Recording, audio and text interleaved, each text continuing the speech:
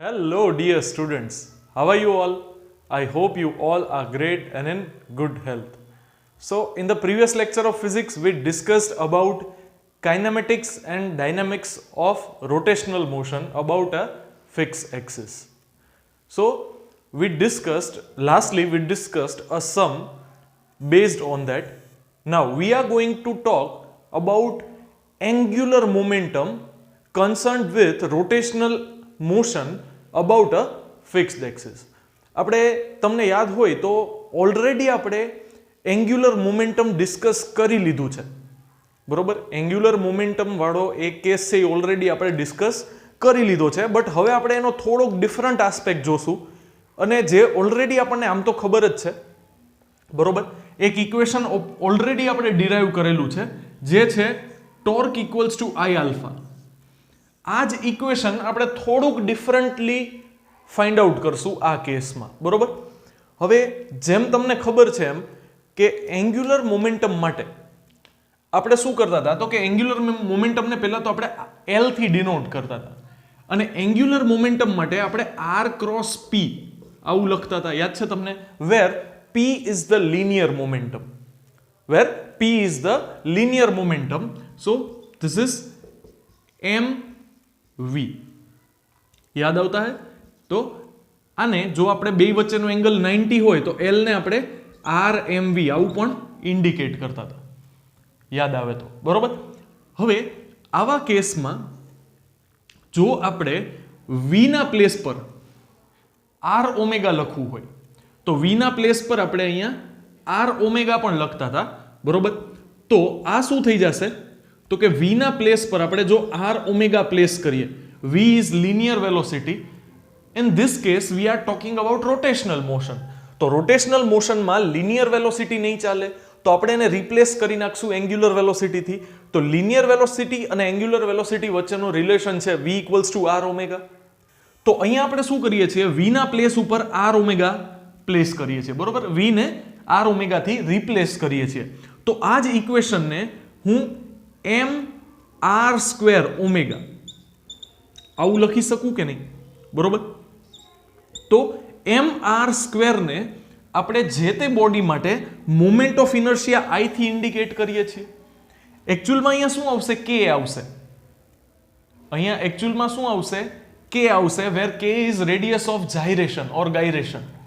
But એનું discussion આપણે next લેક્ચરમાં કરવાના છીએ ઇન ડિટેલ. ઓલરેડી એક વખત આપણે ડિસ્કસ કરી લીધું છે વોટ ઇઝ રેડિયસ ઓફ ગાયરેશન ઓર જાયરેશન, ઓર નથી ડિસ્કસ કર્યું તો પણ in next lecture we are going to discuss about it in detail.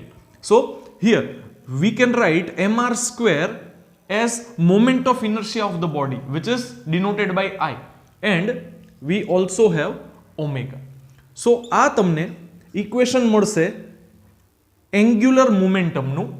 Angular momentum of a body can be given by moment of inertia of the body multiplied by rotational motion of the body, sorry, rotational velocity of the body, right? L છે ઈ vector quantity છે, I છે ઈ scalar quantity છે, સામે omega છે ઈ vector quantity છે. It means L ની direction હશે ઓમેગાની ડાયરેક્શનમાં, અને ઓમેગાની ડાયરેક્શન આપણે કઈ રીતે ફાઇન્ડ આઉટ કરીએ છીએ, તો કે સપોઝ કે આ એક્સિસ ઓફ રોટેશન છે અને બોડી છે એ એન્ટી ક્લોકવાઇઝ મૂવ કરે છે, તો આપણે શું કરીએ, એન્ટી ક્લોકવાઇઝ ડાયરેક્શનમાં આપણે આપણી ફિંગર્સને કર્લ કરીએ છીએ. તો જે થંબ આપે છે એ આપણા ઓમેગાની ડાયરેક્શન આવે, અને ઓમેગાની જે ડાયરેક્શન છે એ જ આપણા એંગ્યુલર મોમેન્ટમની ડાયરેક્શન પણ આવશે, right? So in this case we can say that direction of angular momentum will be in the direction of angular velocity. હવે આ જ ટોપિકને છે ને આપણી ટેક્સ્ટ બુકમાં જે સિક્વન્સમાં ટોપિક આપે છે ને એમાં ઘણી બધી અલગ રીતે સમજાવ્યો છે. આપણે એ અલગ રીતમાં જવાની એમાં કોઈ રિક્વાયરમેન્ટ નથી, બરોબર? આપણે ઓલરેડી એંગ્યુલર મોમેન્ટમ સ્ટડી કરી લીધું છે. અબાઉટ અ ફિક્સ એક્સિસની વાત કરીએ તો પણ સેમ જ રહેશે, ઇક્વેશન પણ સેમ જ રહેશે. તો ટેક્સ્ટ બુકમાં જે બહુ ડિટેલમાં આપ્યું છે ને એમાં આપણે જવાની રિક્વાયરમેન્ટ નથી, બરોબર? ટેક્સ્ટ બુકમાં શું આપ્યું છે ને એ હું તમને ખાલી ઇન શોર્ટ સમજાવી દઉં કે સપોઝ કે આપણે કોઈ એક બોડી કન્સિડર કરીએ, આ શું છે, એની રોટેશનલ એક્સિસ છે. હવે થશે શું, તો કે સપોઝ કે તમે અહીંયા કોઈ એક પોઈન્ટ કન્સિડર કરો જેનું માસ બહુ જ સ્મોલ છે dm, જેનું રોટેશનલ એક્સિસથી ડિસ્ટન્સ છે એ r છે, બરોબર. હવે આ ઓબ્જેક્ટ છે જો એ કોઈ એંગ્યુલર વેલોસિટીથી રોટેટ કરતો હોય તો આખા ઓબ્જેક્ટ માટે ઓમેગા કેવું હશે? સેમ હશે. ઓમેગા સેમ હોવાનો મતલબ શું છે કે if this object is undergoing an angular acceleration, then speed of each and every point on the object at the same time will increase simultaneously as well as it will decrease simultaneously.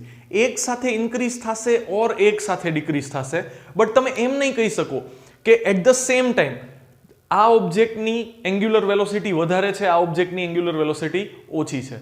આનું example આપું તો suppose કે તમે કોઈ એક fan છે એ અત્યારે slow speed પર રોટેટ કરે છે, ફર્સ્ટ ઓર સેકન્ડ સ્પીડ પર, બરોબર, અને તમે એને ફિફ્થમાં શિફ્ટ કરો છો તો ધીરે ધીરે શું કરશે? It will perform acceleration, angular acceleration, ધીરે ધીરે એની એંગ્યુલર સ્પીડ ઇન્ક્રીઝ થશે, રાઈટ. તો એવું થશે કે જે બ્લેડ્સ હોય એની બહારનો પોર્શન છે એ બહુ સ્પીડથી રોટેટ કરતો હોય ને અંદરનો સેન્ટર પાસેનો પોર્શન છે એ ધીરે ધીરે રોટેટ કરતો હોય, એવું થશે નહીં. એંગ્યુલર સ્પીડ આખા ઓબ્જેક્ટની એક સાથે ઇન્ક્રીઝ થશે ઓર એક સાથે ડિક્રીઝ થશે, એમાં કોઈ at the same time variation આવશે નહીં, બરોબર. તો આ રીતે વાત કરીએ આપણે તો બધા જ ઓબ્જેક્ટ માટે, આ ઓબ્જેક્ટના બધા જ પાર્ટિકલ્સ માટે તમને ઓમેગા કેવું મળશે? તો કે કોન્સ્ટન્ટ મળશે. હવે તમે આવા બહુ બધા માસના ડીએમ સ્મોલ પાર્ટિકલ છે એ બધા માસના તમે મોમેન્ટમ ફાઇન્ડ આઉટ કરો તો એ ટોટલ મોમેન્ટમ છે ને, એ ટોટલ મોમેન્ટમ તમને આના પરથી જ મળશે. I stands for moment of inertia. Moment of inertia can be decided by mass distribution of the object. અને અહીંયા આપણે શું કરીએ છીએ? બધા આવા નાના નાના પાર્ટિકલ્સનું માસ જ કન્સિડર કરીએ છીએ ને. It means we are considering mass distribution also in this case, in this case. So અહીંયા આપણે આઈ લઈ લીધું છે ને, ઇટ મીન્સ આપણે ઓબ્જેક્ટના માસ ડિસ્ટ્રીબ્યુશનને કન્સિડર કર્યું જ છે. અને અહીંયા આપણે આખી ડિસ્કને નાના નાના સેગમેન્ટ્સમાં ડિવાઈડ કરી અને માસ ડિસ્ટ્રીબ્યુશન કન્સિડર કરીએ છીએ. Either way we are considering the same thing, so result won't differ, result change નહીં થાય. બે મેથડથી આપણે જાશું તો રિઝલ્ટ સેમ જ આવશે, રાઈટ. પછી આપણે જેમ 5th ચેપ્ટરમાં એક ટોપિક સ્ટડી કરી ગયા હતા જેમાં આપણે એવું કીધું હતું કે જો એક્સટર્નલ ફોર્સ એબ્સન્ટ હોય, it means F external is 0, then dp by dt equals to f. આપણી પાસે આવું એક ડેફિનેશન હતું ન્યૂટન્સ લો ઓફ મોશન ચેપ્ટરમાં. આ આપણી પાસે એક ઇક્વેશન હતું dp by dt equals to f. It means જે લિનિયર મોમેન્ટમ છે એનું વિથ રિસ્પેક્ટ ટુ ટાઈમ તમે ડિફરન્શિએશન કરશો તો તમને આન્સર f મળશે. હવે જો f it means external force absent હોય તો તમને મળશે dp by dt equals to 0. હવે કોઈ પણ ક્વોન્ટિટીનું તમે ડિફરન્શિએશન કરો અને એનો આન્સર 0 આવે, it means what? A quantity કેવી છે? કોન્સ્ટન્ટ છે. એ ક્વોન્ટિટી કેવી છે? કોન્સ્ટન્ટ છે. ઇટ મીન્સ આ કેસમાં લિનિયર મોમેન્ટમ છે એ કેવું છે? કોન્સ્ટન્ટ છે. હવે લિનિયર મોમેન્ટમ કોન્સ્ટન્ટ હોય it means conservation of linear મોમેન્ટમનો કોન્સેપ્ટ આવશે, જેના માટે આપણે મોસ્ટ પોપ્યુલર એક્ઝામ્પલ લેતા હતા ગન એન્ડ બુલેટ વાળું. યાદ છે તમને? આપણે શું કહેતા હતા કે સપોઝ કે આપણી પાસે એક ગન અને બુલેટ છે, એની અંદર બુલેટ છે. Initially they both are at rest. It means બેયની ઇનિશિયલ વેલોસિટી 0 છે, બેયનું ઇનિશિયલ લિનિયર મોમેન્ટમ 0 છે. નાવ આપણે સમહાવ એવો કેસ કન્સિડર કરીએ કે without any help of external force આ બુલેટ છે એ ગનમાંથી ફાયર થાય છે. હવે બુલેટ છે એ ગનમાંથી ફાયર થશે તો શું થશે? તો કે bullet will move forward. It means it will have certain kind of momentum. તો શું થશે? ઇનિશિયલ તો મોમેન્ટમ 0 હતું, ફાઇનલ મોમેન્ટમ બુલેટ પાસે છે. હવે મોમેન્ટમ છે એ કેવી ક્વોન્ટિટી છે? વેક્ટર ક્વોન્ટિટી છે. જો એક ડાયરેક્શનમાં તમે મોમેન્ટમ પોઝિટિવ લેશો તો જે ગન છે ને એને બેકવર્ડ ડાયરેક્શનમાં થ્રસ્ટ લાગશે. It means gun will move in the opposite direction to the bullet. It means બુલેટનું જેટલું મોમેન્ટમ પોઝિટિવ હશે ગનનું એટલું જ મોમેન્ટમ નેગેટિવ હશે અને બેયનો સમ શું થશે 0. It means final momentum will be also 0 because initial momentum was 0. That's why you can say that linear momentum is conserved. Conservation of linear momentum આવું આપણે જે તે ટાઈમે બિફોર ક્રાઇસ્ટ 5th ચેપ્ટરમાં ડિસ્કસ કર્યું હતું, બરોબર? તો અહીંયા પણ એવું જ થશે, પણ અહીંયા આપણે વાત કરીએ છીએ રોટેશનલ મોશનની. આ આખું જે કોન્સેપ્ટ હતો એ હતો શેનો હતો? તો કે આખો કોન્સેપ્ટ હતો એ લિનિયર મોશનનો હતો. હવે સપોઝ કે એની હાઉ તમે એક્સટર્નલ ટોર્કને 0 કરો છો, ટોર્ક એક્સટર્નલ ઇઝ 0, તો શું થશે? તો કે આપણી પાસે આવું એક ઇક્વેશન છે dl by dt equals to blank. નથી ખબર મને શું છે dl બાય dt થી મને શું મળશે એ ખબર નથી. એકચ્યુઅલી આપણને ખબર છે બટ આપણે અહીંયા કરી જોઈએ. તો કે d by dt of l. હવે l ને તમે રિપ્લેસ શેનાથી કરી શકો? તો કે l ને તમે રિપ્લેસ કરી શકો i ઓમેગા થી. હવે i શું છે? તો કે i છે ઓબ્જેક્ટનું moment of inertia. Moment of inertia તો કોન્સ્ટન્ટ હોય છે. તો આ કેસમાં dl by dt equals to, હવે એમાં i તો કોમન નીકળી જશે ઓર i એમને એઝ ઇટ ઇઝ બહાર આવી જશે. એનું ડિફરન્શિએશન નહીં થાય બીકોઝ એ કોન્સ્ટન્ટ છે અને એક વેરિયેબલના મલ્ટિપ્લિકેશનમાં છે. હવે અહીંયા શું રિમેનિંગ રહેશે? તો કે d ઓમેગા બાય dt. હવે સિમ્પલ તમે ફેનનું એક્ઝામ્પલ લ્યો તો ફેનના એક્ઝામ્પલમાં શું થાય છે? With respect to time omega શું થાય છે? ઇન્ક્રીઝ થાય છે. ઇટ મીન્સ ઓમેગા છે એ કોન્સ્ટન્ટ નથી, વેરિયેબલ છે, રાઈટ? તો d ઓમેગા બાય dt ને તમે આલ્ફા લખી શકો છો. તો તમારી પાસે dl બાય dt નું એક ઇક્વેશન આવ્યું i આલ્ફા, અને i આલ્ફા ઇક્વેશન કોનું છે? તો કે ટોર્કનું. It means you can say that dl by dt equals to torque. અને જો હવે somehow તમે એવું પ્રૂવ કરી દો ઓર એવી કન્ડિશન કન્સિડર કરો કે જેમાં એક્સટર્નલ ટોર્ક 0 હોય, જો એક્સટર્નલ ફોર્સ 0 હોય તો લિનિયર મોમેન્ટમ કોન્સ્ટન્ટ થતું હોય because dp by dt equals to f, અને હવે થઈ ગયું dp by dt equals to 0. તો અહીંયા આપણી પાસે છે dl by dt equals to torque, અને somehow તમે કન્સિડર કરો છો કે એક્સટર્નલ ટોર્ક ઇઝ 0. હવે એક્સટર્નલ ટોર્ક 0 કઈ રીતે થશે?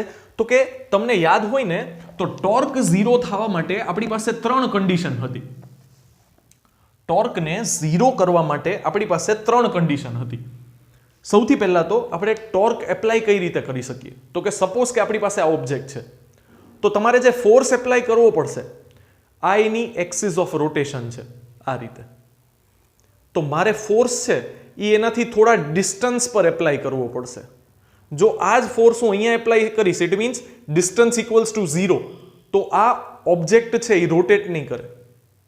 જો આ એની એક્સિસ ઓફ રોટેશન છે, હું અહીંયા ફોર્સ એપ્લાય કરું છું તો ડિસ્ટન્સ r છે એ શું થશે? 0. આપણી પાસે ટોર્કનું ઇક્વેશન શું છે? તો torque equals to r cross f which is rf sin theta. હવે જો r 0 હોય તો ટોર્ક 0. ટોર્ક 0 થવા માટેની 3 કન્ડિશન છે. એમાં ફર્સ્ટ છે જો r 0 હોય તો ઇટ મીન્સ તમે જે ફોર્સ એપ્લાય કરો છો એની એક્સિસ ઓફ રોટેશન ઉપર જ એપ્લાય કરો છો તો r થઈ જશે 0, ટોર્ક 0. સેકન્ડ, તમે કોઈ ફોર્સ જ એપ્લાય ના કરો, તમે ફોર્સ એપ્લાય ન કરો તો ફોર્સ 0. સપોઝ કે તમે હવે ફોર્સને અહીંયા કન્સિડર કરો છો તો તમે ડિસ્ટન્સ ઉપર તો એપ્લાય કરો છો પણ ફોર્સ જ એપ્લાય ના કરો તો પણ ટોર્ક શું થશે? 0. તો સેકન્ડ કન્ડિશન છે f ઇક્વલ્સ ટુ 0. અને થર્ડ કન્ડિશન છે theta equals to 0. It means જો હું થોડાક ડિસ્ટન્સ ઉપર ફોર્સ એપ્લાય કરું છું અને ફોર્સનું મેગ્નિટ્યુડ 0 પણ નથી, પણ જો હું આ રીતે ફોર્સ એપ્લાય કરું ઇટ મીન્સ r ની ડાયરેક્શન આ છે અને ફોર્સની ડાયરેક્શન પણ આ છે, તો શું થશે? તો કે બે વચ્ચેનો એંગલ કેટલો થશે? 0. બે વચ્ચેનો એંગલ 0 થાય તો sin 0 0. તો આવા બધા જ કેસમાં ટોર્ક એક્સટર્નલ ઓર એક્સટર્નલ ટોર્ક શું થશે? 0. અને જો એક્સટર્નલ ટોર્ક 0 હોય તો dl બાય dt શું થશે? 0. હવે કોઈ પણ ક્વોન્ટિટીનું ડિફરન્શિએશન 0 આવતું હોય it means what? E quantity કેવી છે? કોન્સ્ટન્ટ છે. અને અહીંયા કઈ ક્વોન્ટિટી કોન્સ્ટન્ટ છે? તો કે એંગ્યુલર મોમેન્ટમ. અહીંયા કઈ ક્વોન્ટિટી કોન્સ્ટન્ટ છે? તો કે angular momentum is constant. It means angular momentum will not change with respect to time. બરોબર? તો અહીંયા શું થવું જોઈએ? તો કે જેમ આ કેસમાં આપણને કન્ઝર્વેશન ઓફ લિનિયર મોમેન્ટમ મળતું હતું, એમ આ જ કેસમાં આપણને કન્ઝર્વેશન ઓફ શું મળવું જોઈએ? તો કે એંગ્યુલર મોમેન્ટમ. ઇટ મીન્સ અહીંયા શું થતું હતું કે જો એક્સટર્નલ ફોર્સ 0 હોય તો બુલેટ એક ડાયરેક્શનમાં જશે, તો ગન એનાથી ઓપોઝિટ ડાયરેક્શનમાં જશે. કન્ઝર્વેશન ઓફ લિનિયર મોમેન્ટમ થવું જોઈએ. બટ અહીંયા શું થશે? તો કે conservation of angular momentum. Conservation of angular momentum. બરોબર? ખતરનાક થઈ ગયું થોડું. બરોબર? પણ કન્ઝર્વેશન ઓફ એંગ્યુલર મોમેન્ટમ. હવે કન્ઝર્વેશન ઓફ એંગ્યુલર મોમેન્ટમ થી શું થવું જોઈએ? લિનિયર મોમેન્ટમમાં શું થતું હતું કે ઓબ્જેક્ટમાં બે પાર્ટ આપણે પાડ્યા, એક આ ડાયરેક્શનમાં જશે, એક આ ડાયરેક્શનમાં જશે. બટ એંગ્યુલર મોમેન્ટમમાં તો શું થશે? એંગ્યુલર મોશનમાં તો રોટેશનલ મોશનમાં શું થશે? ઓબ્જેક્ટ આ રીતે રોટેટ કરતો હશે. તો એમાં શું થવું જોઈએ? આવો થોડોક આપણને થોટ આવવો જોઈએ ને. કન્ઝર્વેશન ઓફ લિનિયર મોમેન્ટમ તો સમજાણું કે બુલેટ આ સાઈડ જશે તો ડાયરેક્શન ગનની છે એનાથી ઓપોઝિટ હશે. બટ રોટેશનલ મોશનમાં તો ઓબ્જેક્ટ આ રીતે રોટેટ કરતો હોય, તો એવા કેસમાં કઈ રીતે કન્ઝર્વેશન થશે? વિચારો, થોડુંક વિચારી જુઓ. નોટ કરવાની રિક્વાયરમેન્ટ લાગે તો કંઈક નોટ કરો, એટલે પછી આપણે એક ખતરનાક ડિસ્કશન કરીએ on the basis of conservation of angular momentum. બરોબર? ચાલો, તો હવે આપણે સ્ટડી કરશું કન્ઝર્વેશન ઓફ એંગ્યુલર મોમેન્ટમ. હવે કન્ઝર્વેશન ઓફ એંગ્યુલર મોમેન્ટમમાં ફાઇનલી આપણે એક ઇક્વેશન પર પહોંચ્યા હતા, L = y ઓમેગા. હવે આને છે ને આપણે ઇક્વેશન કરતા છે ને એક્સપિરિયન્સથી વધારે સારી રીતે સમજી શકશું. હવે એક્સપિરિયન્સની હું તમને વાત કરું તો તમે છે ને ઓલિમ્પિક્સમાં એમાં છે ને આઈસ સ્કેટિંગ કરીને એક ઇવેન્ટ થાય, જેમાં ડિફરન્ટ ટાઈપના ટૂંકમાં ડાન્સ ફોર્મ કયો કે અલગ અલગ ટાઈપના છે ને એ પોસ્ચરમાં સ્પિન કરતા હોય. They rotate about their own fixed axis. આ રીતે પગમાં છે એ સ્કેટ્સ હોય, આ સ્કેટ તમને ખબર જ હશે, તમે જોયા હશે. બરોબર? અને એ શું કરતા હોય તો કે એક એક્સિસને અબાઉટ રોટેટ કરતા હોય. એક એક્સિસ તમે એના બોડીમાંથી પાસ થતી ઇમેજિન કરો, અને એ પોતાની સેમ પોઝિશન હોલ્ડ કરી, ઇટ મીન્સ લિનિયરલી મૂવ ના કરતા હોય, પોતાની સેમ પોઝિશન ઉપર એ શું કરતા હોય? આપણે શક્તિમાન ઇમેજિન કરી લ્યો. બરોબર? તમે તો બહુ નાના છો શક્તિમાન માટે, પણ માની લ્યો એવું કે એ પોતાની એક્સિસ ઉપર શું કરે છે? રોટેટ કરે છે, either in clockwise or anti clockwise. બરોબર? સપોઝ કે આવું થાય છે, તો આવા કેસમાં તમે એક આઈસ સ્કેટિંગ છે અને બીજું એક સાલ્સા કરીને ડાન્સ ફોર્મ છે. સાલ્સા કરીને ડાન્સ ફોર્મ છે ને એમાં ટૂંકમાં જનરલી જે મેલ ડાન્સર હોય ને એ ફિમેલ ડાન્સરની આમ ફિંગર હોલ્ડ કરી અને એને આ રીતે રોટેટ કરાવતો અબાઉટ ઇટ ફિક્સ એક્સિસ. આમ હાથ આમ પાછળ રાખ્યો હોય ને આમ કરીને આમ રોટેટ કરાવતો. તમે આવું જોયું જ હશે. બરોબર? ક્યારેક ને ક્યારેક. તો આવા કેસમાં સાલ્સામાં તો જ્યારે એ પોતાની બહારથી કોઈ એક્સટર્નલ ફોર્સ ન લાગતો હોય એવું આપણે ઇમેજિન કરવાનું છે. બરોબર? બીકોઝ જો એક્સટર્નલ ફોર્સ ન લાગે તો જ એક્સટર્નલ ટોર્ક 0 થાય, અને તો જ એંગ્યુલર મોમેન્ટમ છે એ કન્ઝર્વ થશે, કોન્સ્ટન્ટ રહેશે. રાઈટ? એટલે જે બહારથી ફોર્સ આપવાનો કેસ છે ને એને ભૂલી જઈએ આપણે. તો તમે છે ને જનરલી એવું જોયું હશે કે આઈસ સ્કેટર્સ છે ને એ સપોઝ કે એમ પોતાના હાથ છે એ આ રીતે એક્સટેન્ડ કરી અને રોટેટ કરતા હોય. મારી પાસે અહીંયા જગ્યા ઓછી છે એટલે હું આમ હાથ એક્ઝેક્ટ ખુલ્લા નહીં રાખી શકું, બટ આ રીતે રોટેટ કરતા હોય. હવે રોટેટ કરતા હોય ને તો ધીરે ધીરે છે ને એમની સ્પીડ ડિક્રીઝ થતી જાય.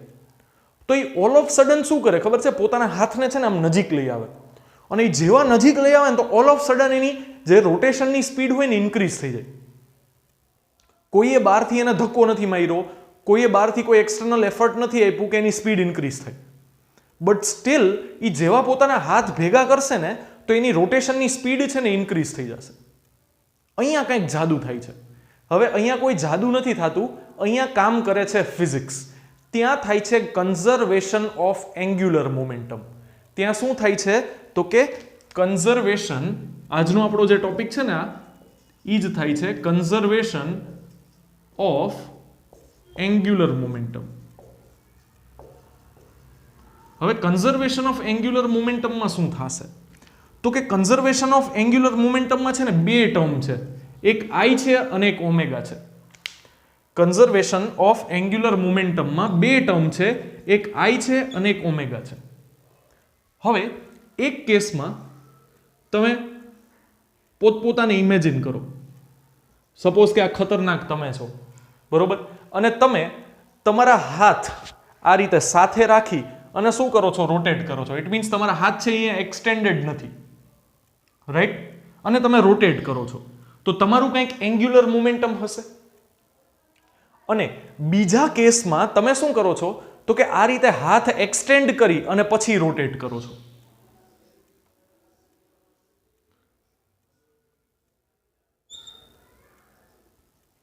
તો આ કેસમાં શું છે? તો કે તમારું માસ m છે, આ કેસમાં પણ તમારું માસ m છે. એવું તો નહીં થાય ને કે તમે હાથ સાથે રાખી અને રોટેટ કરતા હોય તો તમારું માસ 60 kg હોય, એક્સટેન્ડ કરો તો 70 kg થઈ જશે, એવું થશે નહીં, એવું થશે નહીં, બરોબર. પણ અહીંયા એક ડિફરન્સ શું થશે ખબર છે?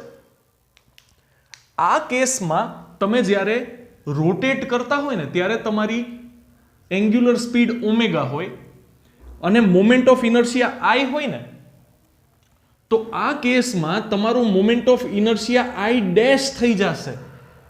It will not be same in both the cases. Why? Because moment of inertia કોની ઉપર ડિપેન્ડ કરે? માસ ડિસ્ટ્રીબ્યુશન પર. યાદ આવે છે? મોમેન્ટ ઓફ ઇનર્શિયા કોની ઉપર ડિપેન્ડ કરે? નોટ ઓનલી ઓન માસ. જો આ બે કેસમાં માસ તો સેમ છે, બટ માસ ડિસ્ટ્રીબ્યુશન ચેન્જ થઈ ગયું છે ને. બે કેસમાં માસ સેમ છે બટ માસ ડિસ્ટ્રીબ્યુશન ચેન્જ થઈ ગયું. જો આ કેસમાં સૌથી દૂરનો પોઈન્ટ છે એ ક્યાં હતો? તો કે સૌથી દૂરનો પોઈન્ટ છે અહીંયા છે પર્સનનો. ઇટ મીન્સ અહીંયા જે માસ છે, સપોઝ કે આપણે આને dm કન્સિડર કરીએ તો એ r ડિસ્ટન્સ પર છે, અને અહીંયા સૌથી દૂરનો પોઈન્ટ ક્યાં છે? તો કે તમારો હાથ હવે એક્સટેન્ડેડ છે, તો સૌથી દૂરનો પોઈન્ટ છે ને એ એક્સિસ ઓફ રોટેશન થી બહુ દૂર છે. It means this distance is greater. તો આપણી પાસે મોમેન્ટ ઓફ ઇનર્શિયાનું ઇક્વેશન શું છે? તો કે mr². હવે આ કેસમાં શું થાય છે? તો કે r લેસ છે, તો મોમેન્ટ ઓફ ઇનર્શિયા લેસ હશે. આ કેસમાં શું થાય છે? તો કે આ કેસમાં r ઇન્ક્રીઝ થાય છે. તમે શું કરો છો? તમારા હાથ એક્સટેન્ડેડ રાખો છો. ઇટ મીન્સ r શું થાય છે? ઇન્ક્રીઝડ રહે છે. r ઇન્ક્રીઝડ રહેશે તો based on this equation i પણ ઇન્ક્રીઝડ રહેશે. Moment of inertia in this case is greater compared to this case. તો બે કેસમાં તમે જ રોટેટ કરો છો about the same axis of rotation, but એક વખત તમારા હાથ ક્લોઝર ટુ યોર બોડી છે અને એકવાર તમારા હાથ અવે ફ્રોમ યોર બોડી છે. તો એક કેસમાં mass distribution closer to the rotational axis છે, બીજા કેસમાં એવું થતું નથી, બરોબર. તો આપણે શું કીધું? તમે રોટેટ કરો છો એમાં કોઈ એક્સટર્નલ ફોર્સ લાગતો નથી. આપણે એવું ઇમેજિન કરીએ, સિમ્પલ ઇમેજિનેશન. કોઈ એક્સટર્નલ ફોર્સ નથી, કોઈ એક્સટર્નલ ટોર્ક નથી, તો કન્ઝર્વેશન ઓફ એંગ્યુલર મોમેન્ટમ થવું જોઈએ. ઇટ મીન્સ L ની વેલ્યુ કોન્સ્ટન્ટ રહેવી જોઈએ. હવે L ની વેલ્યુ કોની ઉપર ડિપેન્ડ કરે છે? તો કે I ઉપર, અને બીજું ડિપેન્ડ કરે છે ઓમેગા પર. હવે અત્યાર સુધી આપણે શું કન્સિડર કરતા હતા? તો કે I કોન્સ્ટન્ટ છે. જો અહીંયાની જ વાત કરો તો આપણે શું કર્યું? I ને કોન્સ્ટન્ટ કન્સિડર કરી અને ડિફરન્શિએશનની બહાર લઈ લીધા. હવે એ આપણે કેસ કોના માટે ડિસ્કસ કર્યો? તો ડિસ્ક માટે, રિંગ માટે, રિજિડ બોડી માટે, જેનો શેપ ચેન્જ ના થતો હોય. પણ ડે ટુ ડે લાઈફમાં બધા કેસીસ છે એવા તો ના હોય કે જેમાં શેપ ચેન્જ ના થાય. આ જ તમારી સામે કેસ છે, આમાં તો શેપ ચેન્જ થાય છે. ઇટ મીન્સ અત્યાર સુધી જે આપણે મોમેન્ટ ઓફ ઇનર્શિયાને કોન્સ્ટન્ટ કન્સિડર કરીને ચાલતા હતા ને, હવે અહીંયા આપણે મોમેન્ટ ઓફ ઇનર્શિયાને પણ વેરિયેબલ કન્સિડર કરીએ છીએ. એ કોન્સ્ટન્ટ નથી, રાઈટ? તો મોમેન્ટ ઓફ ઇનર્શિયા જો ડિક્રીઝ થાય તો ઓમેગાને કમ્પલસરીલી શું થવું પડે, ઇન્ક્રીઝ થવું પડે, તો જ એલ ની વેલ્યુ કોન્સ્ટન્ટ રહે ને. સપોઝ કે ઇનિશિયલી આઈ ની વેલ્યુ 5 હતી અને ઓમેગાની વેલ્યુ 2 હતી, તો બેયના મલ્ટિપ્લિકેશનનો આન્સર શું થવો જોઈએ, 10. હવે કોઈ એક્સટર્નલ ટોર્ક પ્રેઝન્ટ નથી, ઇટ મીન્સ એન્ગ્યુલર મોમેન્ટમનું કન્ઝર્વેશન થવું જોઈએ. ઇટ મીન્સ આ વેલ્યુ કોન્સ્ટન્ટ રહેવી જોઈએ, ચેન્જ ના થવી જોઈએ. તો આ ચેન્જ નહીં થાય, બરોબર. હવે સપોઝ કે આ વેલ્યુ 5 માંથી ડિક્રીઝ થઈને કેટલી થઈ ગઈ, 2.5. તો આ વેલ્યુ ડિક્રીઝ થઈ છે આઈ ની, તો ઓમેગાની વેલ્યુ એ શું થવું પડે, ઇન્ક્રીઝ થવું પડે. બેયનું મલ્ટિપ્લિકેશન સ્ટીલ કેટલું છે, 10 જ છે, 2.5 into 4. તો તમે જોઈ શકો છો એમ કે જો મોમેન્ટ ઓફ ઇનર્શિયા ડિક્રીઝ થશે તો ઓમેગા શું થશે, ઇન્ક્રીઝ થશે. ઇટ મીન્સ જો તમે તમારા આર્મ્સ એક્સટેન્ડ કરીને રોટેટ કરો છો તો તમારું મોમેન્ટ ઓફ ઇનર્શિયા હાઈ હશે, તો તમારી સ્પીડ કેવી હશે, લો હશે.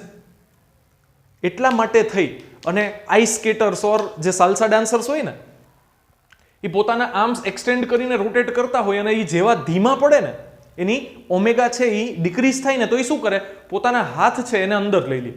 હવે એમાં તો કોઈ એક્સટર્નલ ફોર્સની રિક્વાયરમેન્ટ નથી, પોતાના હાથ છે ઇન્ટરનલ ફોર્સથી અંદર લેશે. હવે જેવું એને હાથ અંદર લીધા તો શું થશે, આર ડિક્રીઝ થશે. આર ડિક્રીઝ થાય તો આઈ ડિક્રીઝ થાય. હવે જો આઈ ડિક્રીઝ થાય તો ઓમેગા એ કમ્પલસરી શું થવું પડે, તો કે ઓમેગા એ કમ્પલસરી ઇન્ક્રીઝ થવું પડે.